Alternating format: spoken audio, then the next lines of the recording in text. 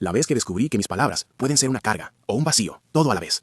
No pude evitarlo. Mientras estaba sentado en la mesa de un restaurante de comida rápida, mi padre me miró y, sin aviso, dijo, «¿Eres molesto? ¿Sabías eso?» Mi estómago se encogió. En ese momento, deseé poder hacerme pequeño, encogerme al tamaño de un nugget. Por un lado, había estado hablando de chess y psicología, temas que me apasionan, pero al parecer eso no era suficiente. En su mente, había un equilibrio que yo no alcanzaba. O estaba hablando demasiado sobre algo que él encontraba aburrido, o me quedaba en silencio y él se preocupaba porque me veía perdido. ¿Acaso soy un problema?, me pregunté.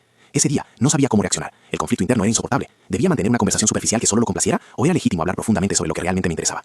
Intenté explicarle que su sentido de la conversación era más superficial, pero eso solo lo confundió más. Estás inventando cosas, dijo, y el dolor se sentía como un martillo en mi pecho.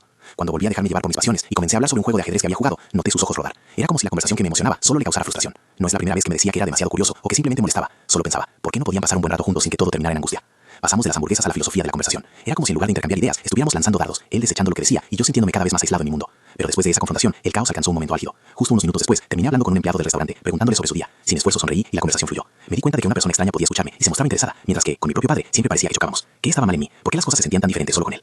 Esa noche me quedé pensando, ¿era yo el problema o eran nuestras expectativas las que se cruzaban? ¿Por qué tenía que elegir entre ser yo mismo o ser aceptado? Esa discusión en el restaurante fue más que solo una pelea. Fue un grito silencioso de una conexión que se sentía cada vez más distanciada. Quería hablar, quería ser escuchado, pero era un camino lleno de obstáculos. Al final del día, esto no es solo sobre la pérdida de palabras, sino sobre la pérdida de ese hijo en quien él podría ver un reflejo. Y cada vez que me veían como un mero, lo suficientemente bueno, me preguntaba cuánto de mí estaba desapareciendo en el proceso.